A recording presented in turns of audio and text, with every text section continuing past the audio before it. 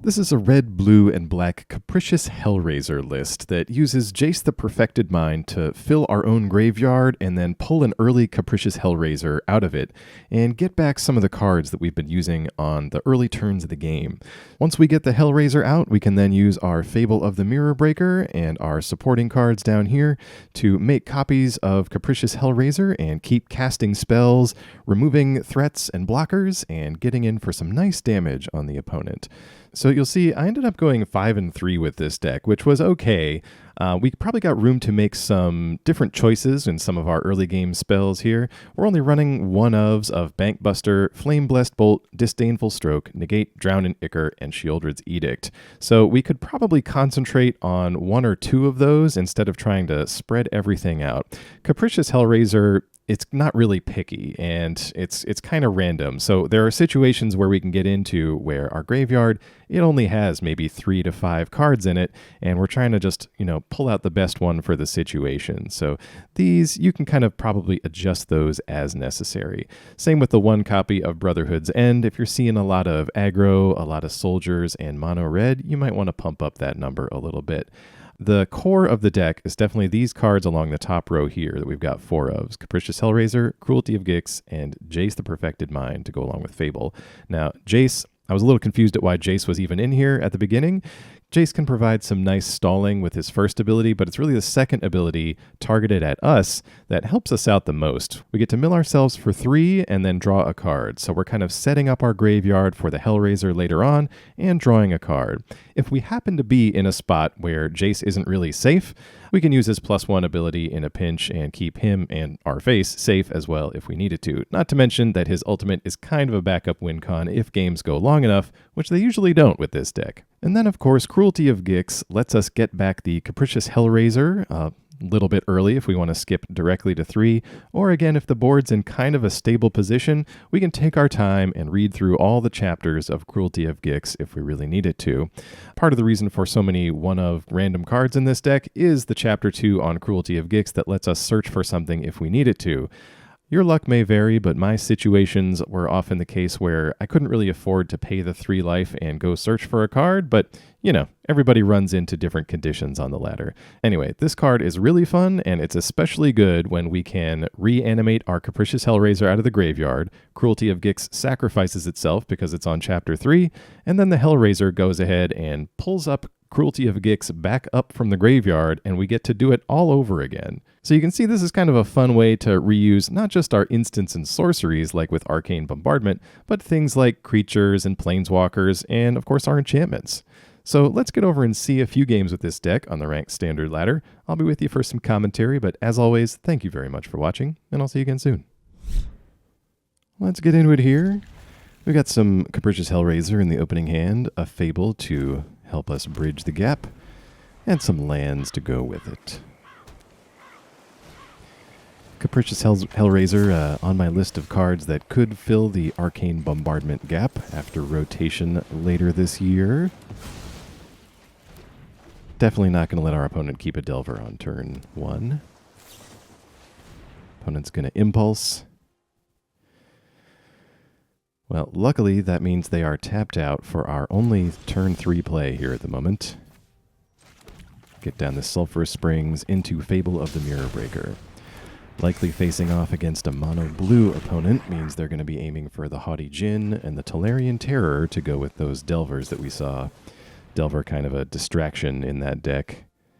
Can be very effective, but it's not the main game plan most of the time. Well, it is for this deck, as they sport Delver number 2. We can afford to discard one of our Hellraisers and this Lounge. We pick up a land and a Flame Blessed Bolt. Let's go ahead and lay down land number 4. We can afford to get in easily with this Shaman and at least get a treasure out of the deal. We'll see if maybe they want a Fading Hope our Shaman here. Nope. Great.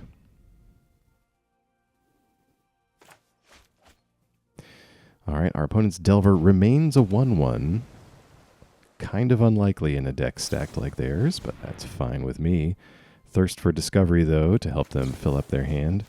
Let's see if we can squeeze in a Flame Blessed Bolt while their guard is down. All right, they let the Delver go. They could be saving some slip out the back for the Haughty Djinn that may be in their hand. And opponent discards the basic island. All right, well, we can afford to use Takenuma here for its ability. I have a feeling we'll be getting plenty of lands. All right, we get back our Hellraiser, and we put a few spells in there in our own graveyard. So this should bring us up to 6. Let's see if we can squeeze in a Hellraiser while the opponent's guard is still down. All right, we get it. I think this is my first Hellraiser activation. All right. We pick up a Flame Blessed Bolt and a Negate. So we have to use one of them now, but there's no good targets. So kind of a whiff, but we've got Capricious Hellraiser on board, and we're threatening to copy it next turn with our flipped Fable. So even if we don't pull up any useful spells, we've still got a bunch of damage on board against an opponent who has yet to lay down their big threat. All right, well, there's an airborne threat. Could easily get it up big enough to kill our Hellraiser, but, you know, looking at this graveyard, we've got some removal down there. I think it's worth copying and seeing if we can kind of roll the dice, pick up a removal spell. All right, well, we get all the spells. I think it's Edict here. Edict could dodge something like a Shore Up, although not a Slip Out the Back. Although Slip Out the Back is actually kind of okay with us. We're still getting in for a bunch of damage. We can pay the 2 on this Make Disappear. They could just be trying to get a spell in the yard here. Let's see what they do.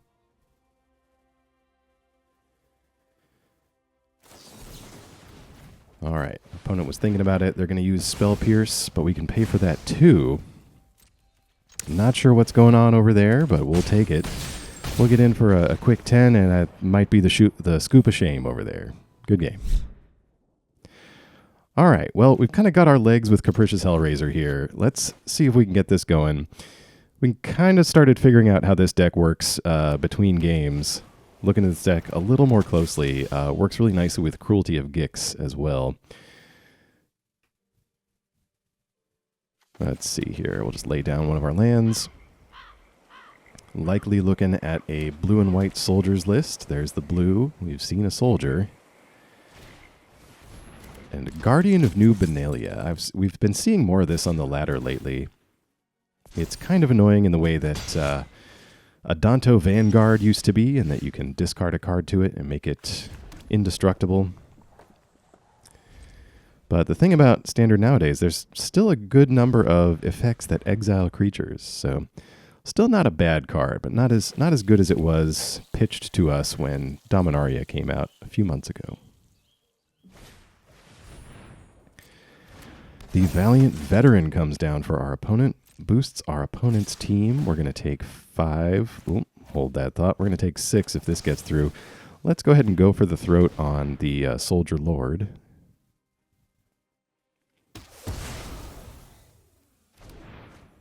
That'll save us 2 damage, so we're taking 4. Just 4 from the 2 creatures left on our opponent's board. Now we can try to Voltage Surge here or Brotherhood's End, but I think what we're going to do is try to slow it down here with Jace. They can make the Guardian indestructible, and so kind of wasting cards just on the tiny artifact creature doesn't feel too worthwhile anymore. So let's get Jace going, activate it on the Guardian. And so they should still be able to enlist with it, but I don't think they can get it up high enough to do any damage. Still get the Scry, I think, but they shouldn't be able to do any damage to Jace.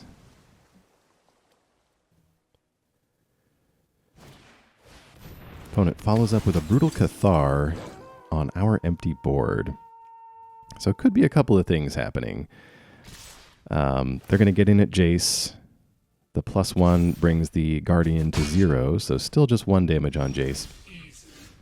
So the Cathar on our empty board could be that they don't really have a better threat to play, and the 3 mana 2/2 is kind of the best they've got. So let's use Jace here, get his loyalty up. I think we can play this mountain out. Let's try to Brotherhood's End here and get him to discard that card they're holding on to keep the Guardian alive. And then I kind of miscounted our mana. I was thinking we could Voltage Surge on the Guardian, but they just let it go. So, kind of a win-win there. All right, looks like they're going to unearth this frontliner. Myrel comes down, which is a very powerful card. Can't let that stick around if we can help it. Or Mirel. Maybe it's Mirel. I don't know. We pick up a Bloodtithe Harvester. So, gonna be hard-pressed to do any kind of instant interaction. Let's get the Harvester down. That gives us an artifact for Voltage Surge. We can just immediately submit that and sacrifice it, doing 4 damage to Mirel and getting rid of that.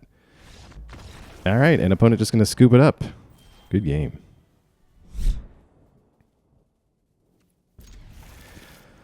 All right, well, with our last Soldier's opponent, we kind of worked through the limited resources they had at hand, but we've got a Cruelty of Gix here, which I'm interested to try with the Hellraiser, because it's going to let us tutor for something if we need it, but I kind of think it's most often going to be deployed as just reanimation for the Capricious Hellraiser. Hellraiser? The Capricious Hellraiser. New series coming to NBC this fall. Let's get Fable down on turn 3. One of the most commonly spoken phrases in Standard these days. And our opponent's going to go ahead and give us a counter with Prologue to Phyrexia. So we'll have to see which version of this Dimir Poison deck our opponent is running.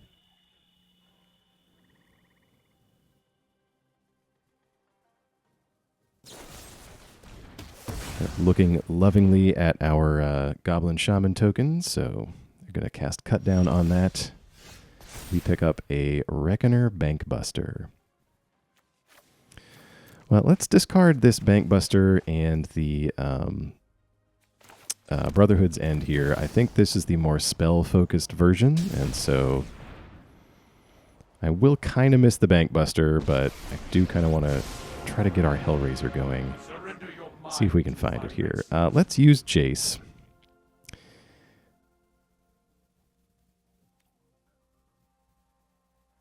Yeah, let's use the mill ability. Is our opponent going to respond? No. So what we're going to do is mill ourselves and draw a card. So we're trying to get the Capricious Hellraiser in our own graveyard to reanimate with Cruelty of Gix next turn. Opponent with an experimental augury, so they're going to proliferate us up to 2 poison counters.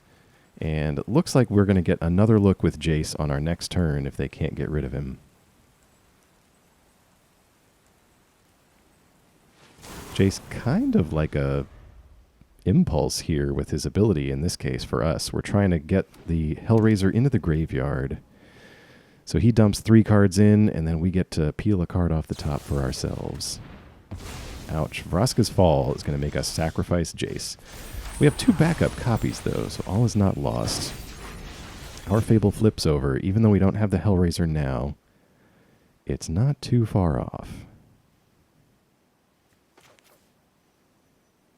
Think about our mana situation here. Let's do Cruelty. We don't really know what else is going on over there, and this could give us an opportunity to go looking for Hellraiser when we get to Chapter 2. It is the spell version. All right. I'm not completely nuts. Even a broken clock is right twice a day. So they've got some card draw, some proliferate, and it looks like 1 bounce spell, and we'll have to wait and see what else they've picked up. So our opponent brings us to 4 poison counters with that black draw proliferate spell. We draw Bloodtithe Harvester, and we'll get the chance to Grim Tutor for something in our deck here. We'll just take a quick gander at all the things we've got, but I think the choice is clear. We've got to do Capricious Hellraiser. It's what we're built around. It is probably the best thing we can be doing here. Let's see. So that's 6 mana for that.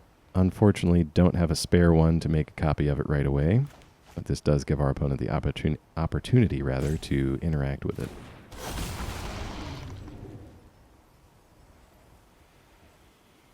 Opponent might be thinking if they want to try to bounce this, although bouncing pretty much any of the stuff on our board is not a good deal for them. Alright, Hellraiser exiles 3 things. It's a Bankbuster and a Brotherhood's End. Bankbuster is the best thing we can do for now.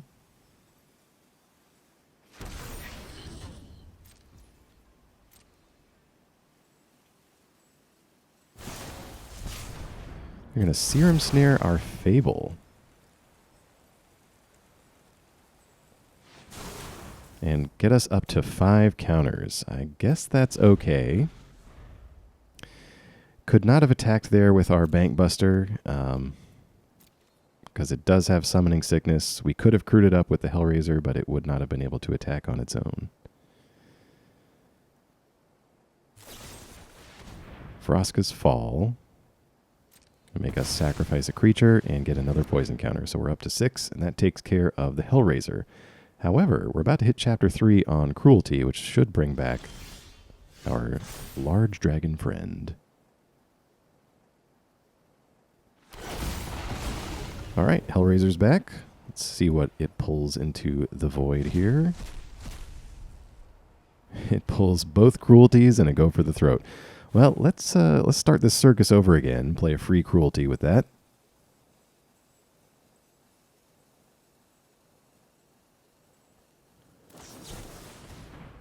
Opponent is going to attempt to bring the ending. Well, unfortunately that works. We are at 6 poison counters, so it is just a flat counterspell. No chance to pay the 2. So we can Jace, or we can start laying some more creatures. Try to speed this game up a little bit. We've got Fable. We can crew up this Bankbuster now. So let's do that. Get in for 4. We can't wait around too long versus this opponent if they're going to keep drawing and proliferating. We can't really afford to like spin our wheels and do fun combos while they're just inching us closer to poisonous demise. Going to keep this Disdainful Stroke and Drown in Ichor up. Or at least the Disdainful Stroke up. Experimental Augury, that's a good one. So they'll get a look at the top 3. They'll take 1 and add to our poison counter tally. So that'll bring us to 7.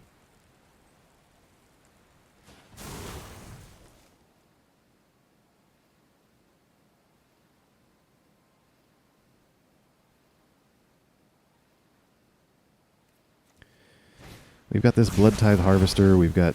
Oh. The Malicious Malfunction is going to take care of our Goblin Shaman. Let's pitch a land and our little bit of removal here. We're going to be able to get back anything we pitch with the Hellraiser. I mean, at random, but it's kind of like investing for later. Let's crew up the Bankbuster with this Bloodtithe Harvester. We can at least get in for 8. So they've got 1 turn to put 3 poison counters on us. We're holding a Negate and a Disdainful Stroke. So the Stroke might not hit too much in their deck, but Negate could be like the one thing we need to stall this game out long enough and get in for the win next turn. Okay, opponent's going to Vraska's Fall. We get to choose the creature, I think. It's probably our vampire. Yeah. Was thinking if we should like crew up the Bankbuster or something. That doesn't make any sense. So Infectious Inquiry. They're tapped out. Let's negate that. And that keeps us at 8 and prevents them from drawing any more cards. So now they are in complete top deck mode. We're going to discard our extra Jace to this blood token. Of course, we pick up another Jace. And Fable's going to flip over, but we can't do anything with it quite yet. So we're 2 damage shy of lethal for the turn. Oh, but there is Sheoldred. That's going to be enough to crew up Bankbuster, and that should get us over the top. More than 6 damage, and we can come in for the win. Good game.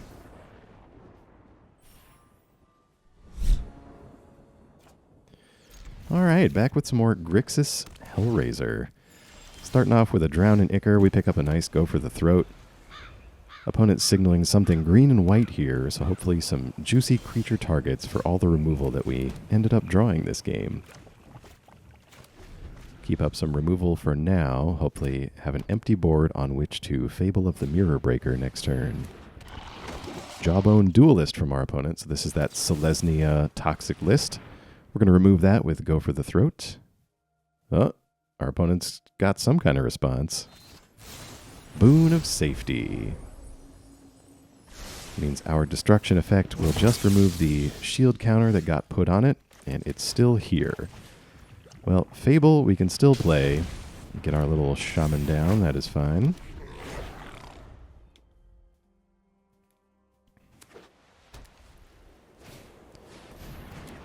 Yeah, opponent with the Bloated Contaminator, the 4/4 that also proliferates when it does damage.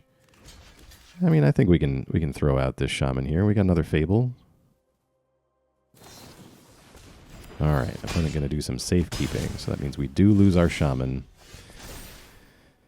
Okay, we got the opportunity to discard. Let's get rid of the lounge, and I think Disdainful Stroke, if I remember correctly. Well, no, we could reanimate this Hellraiser. They might have like a Mirel or something we could hit with Stroke. And Hellraiser we can always reanimate if we get our Cruelty of Gix. So let's drown that. The Contaminator with Drown and Ichor. Do we put a counter on Fable? Sure, might as well. Depending on our draw next turn, we can copy whatever we play. Then, okay, that's enough for that opponent. Good game. Ooh, this looks like a perfect hand with this deck. We've got a Harvester and a Drown and Ichor for the first couple of turns. We've got a Capricious Hellraiser. We can discard the Hellraiser to the blood token. And it looks like our opponent is on mono red. So hopefully we can put up enough of a fight in the early game and then take over with a Hellraiser. Turn the corner by reusing some of this stuff later on. Opponent hits us in the face with Play with Fire, so they're going to scry. And we pick up Hellraiser number 2. We're going to play our Blackcleave Cliffs and get down Bloodtithe Harvester for the blood token. Also a decent blocker. Could throw this in the path of Kumano. Let's see what else they want to do before attacking here.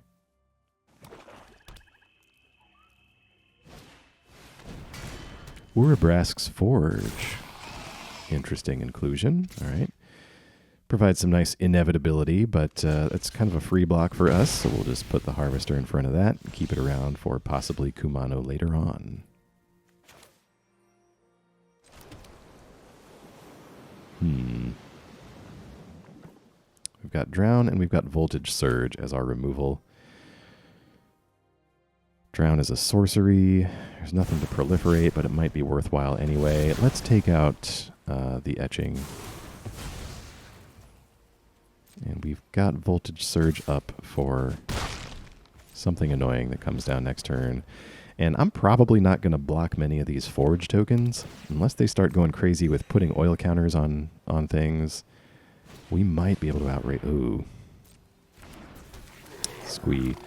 Me with a Voltage Surge instead of a Flame Blessed Bolt.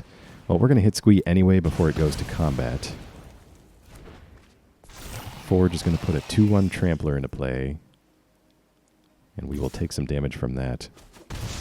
I kind of like Forge as a card. It reminds me of Skeletal Swarming a little bit, but I haven't found a home for it that I'm happy with just yet. And it's looking like in this mono red shell, at least, it's kind of a bit slower than some of the other stuff I've seen mono red players use. Anyway, we're setting up here for Cruelty of Gix on our following turn, so we're just discarding the Hellraiser here with a blood token, and we've got a Voltage Surge and a Drown and Ichor down there to reuse. Alright, opponent with a hasty, bloodthirsty adversary. We're going to make a 3/1 token. Squeeze down in the graveyard, but they don't have enough down there to reanimate him just yet. And then, of course, the Kumano Etching came down for them as well. So we can Fable here and make a blocker, or go into Cruelty right away. And I think it's Cruelty. go ahead and skip to Reanimator mode. I don't want to pay any extra life. Oh, that's interesting. I forgot we could take stuff out of our opponent's graveyard there. But I think it's Hellraiser here. Oh, wow. And we pick up Cruelty. That is very nice. So yeah, we'll go ahead and take Squee anyway. We get a second Cruelty reanimation for free. Love that. And I think we can attack with Squee too because it creates a goblin. Oh, but it's attacking. All right. Well, feeling okay. Not great, but okay. So opponent's going to make a forge token. This hasty creature is going to come down with an extra counter. And they've only got one card left. So I think we're going to be okay. He says cautiously. Kumano brings us to 8. There's a 4/1 forge token coming along with a 3/3 and a 2/2 vampire. Let's block the 3/3 vampire. That's going to hit us for 6. We know they're out of cards. And we may just be able to finish them off on the crackback here as we return the favor and attack them for lethal. Let's count this up here. 7, 9, plus the Squee tokens. Should be in good shape. All right, good game.